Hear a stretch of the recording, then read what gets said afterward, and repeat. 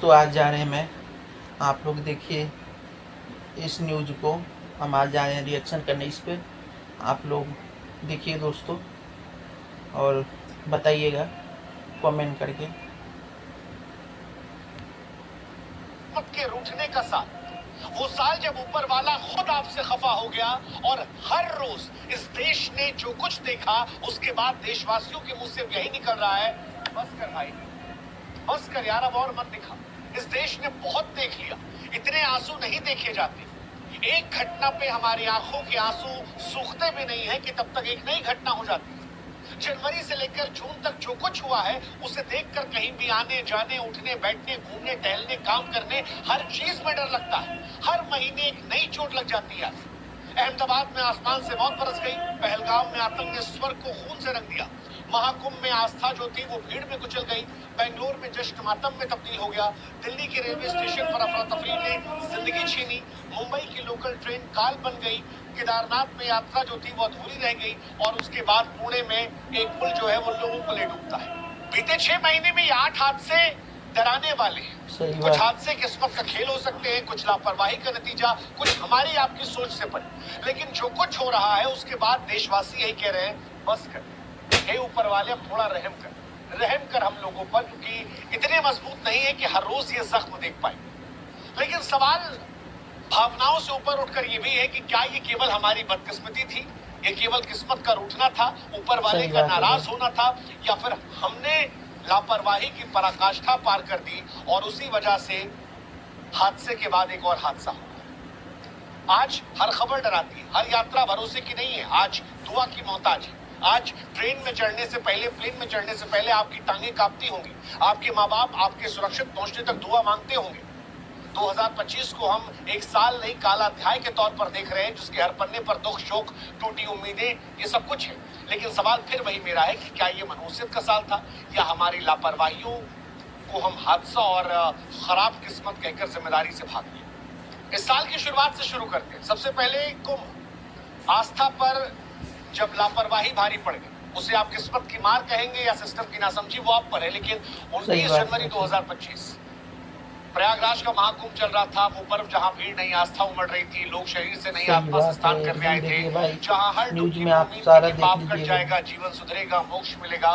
लेकिन 29 जनवरी 2025 को मौनी अमावस्या के दिन आस्था चीख में बदल गई, भीड़ रौंद गई, मौत चारों तरफ थी। लाखों लोग उस दिन गंगा के तट पर थे, व्यवस्थाएं चरमरा गई थी, रास्ते सकरे थे, पुलिस कम थी, दिशा निर्देश उलझे हुए थे, भीड़ बेकाबू थी। तभी ये घटना होती है। किसी ने कहा अफवाह की वजह से हुई, किसी ने कहा लापरवाही की वजह से, लेकिन मौतें, किसी ने 20 मौत कही, किसी ने 40, किसी ने 60। बीबीसी की रिपोर्ट आई थी जिसमें कहा गया 100 से अधिक मरे। लेकिन मोक्ष पाने के चक्कर में ये लोग मर गए थे सभी। अब ये खराब किस्मत थी या हमारी तैयारियों की पोल खुली थी, क्योंकि कुंभ अचानक से तो हुआ नहीं था, तारीखें पहले से तय थी, भीड़ का अनुमान तय था।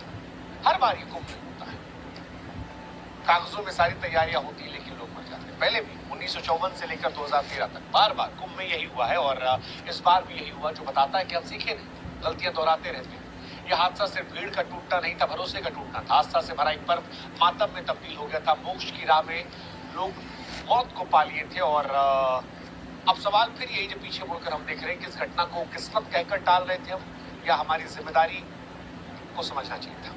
इस घटना के आंसू सूखे भी नहीं थे कि तभी नई दिल्ली के रेलवे स्टेशन पर तीर्थ की राह में मातम नहीं। सही बात है, सही बात की मार थी, सिस्टम की पुरानी लाचारी। या आप देखिए 15 फरवरी 2025 नई दिल्ली का रेलवे स्टेशन, जहां हर दिन हजारों लोग आते हैं, कोई सफर पर निकलता है, कोई अपनों से मिलने, कोई जाने के लिए, कोई मोक्ष। सही बात। लेकिन इस दिन भी महाकुंभ के लिए जब विशेष ट्रेनों की घोषणा हुई तो बड़ी भीड़ आई, लेकिन लौटी मातम में लिपटी लाशों और टूटे चप्पल के ढेर के साथ। भीड़ बड़ी थी। अनाउंसमेंट को लेकर कुछ गड़बड़ियां हुई, प्लेटफॉर्म की जानकारी कहा जाता है गलत दी गई, पुलिस हालात संभाल नहीं पाई और देखते ही देखते भगदड़ हुई। 18 लोगों की मौत हो गई, कुछ वहीं दम घुटने से मर गए, कुछ ट्रेन की पटरी पर गिर पड़े, कुछ तो इतने छोटे थे कि भीड़ देख ही नहीं पाई।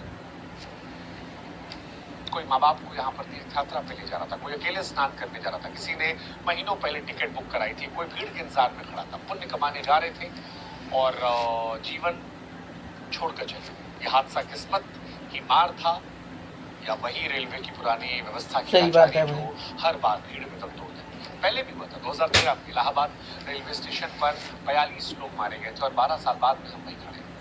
सवाल, क्या तब भी किस्मत खराब थी आज भी? क्या तब भी हमने कुछ नहीं सीखा था और इस बार भी कुछ नहीं सीखा? अभी भी सवाल है, अगर अनाउंसमेंट वक्त पर हुई होती, भीड़ के लिए गेट खुले होते, बेहतर मैनेजमेंट होता तो शायद ये लोग जिंदा होते। 2025 में ये लापरवाही या किस्मत की खराबी हमें आज भी परेशान करती है। जवाबदेही इस देश में पता नहीं। सही बात है। इन दो घटनाओं के बाद हम ये मान रहे थे कि शायद अब ये देश में लोग सतर्क होंगे, लेकिन तभी पहलगाम हो गया, स्वर्ग में खून बहाया गया। अब यहाँ भी सवाल यही था कि किस्मत का धोखा था या सुरक्षा की चूक, क्योंकि 22 अप्रैल 2025 पहलगाम, वो जगह जहाँ लोग जिंदगी के शोर से कुछ सुकून के पल चुराने जाते हैं, बर्फ से ढके पहाड़ दिल को ठंडक देते हैं, वादियों में गूंजती हंसी जन्नत सी लगती है, उसी पहलगाम में आतंकवादियों ने स्वर्ग को लहूलुहान कर दिया, नर्क बना दिया। 26 जाने चली, अधिकतर हिंदू पर्यटक थे, नाम पूछकर मारा गया। कोई हनीमून पर था, कोई माँ बाप को लेकर आया था, किसी ने रिटायरमेंट के बाद खुद को पहली बार सफर चुना था, सेल्फी क्लिक कर रहे थे, वीडियो बना रहे थे, लेकिन बंदूक गर्जी, बम फटे, चीखों ने पहाड़ को थर्रा दिया। अभी भी सवाल है कि बदकिस्मती थी, लोग गलत वक्त पर गलत जगह पर थे, या फिर सुरक्षा व्यवस्था में भारी चूक थी, जिसको छेदते हुए आतंकवादी। सही बात है भाई, सही बात है। ये सारी बातें, क्योंकि कश्मीर एक सेंसिटिव इलाका है और बहुत वहाँ पर सुंदर उस न्यूज़ है, बच्चे का देखिए भाई स्टेटमेंट आप अभी भी लोग मुझे याद है कि कोई भी सारे बात ये सुरक्षा निकाल कर्मी दिए आसपास भाई नहीं ने। था, जबकि ये पता था वहाँ भीड़ बहुत होगी। देखिए भाई आपको कैसा लगा, आप लोग कमेंट करके बताएं। बहुत सुंदर वीडियो था भाई। इस बार 2025 बहुत घटना लेकर आया, देखिए दोस्त। आप लोग क्या कहते कमेंट करके बताएं। बहुत सुंदर वीडियो आप लोग देखिए दोस्तों, और कमेंट करना, वीडियो शेयर करना दोस्तों। बहुत सुंदर था, बहुत। आप लोग क्या कहते कमेंट करें दोस्तों।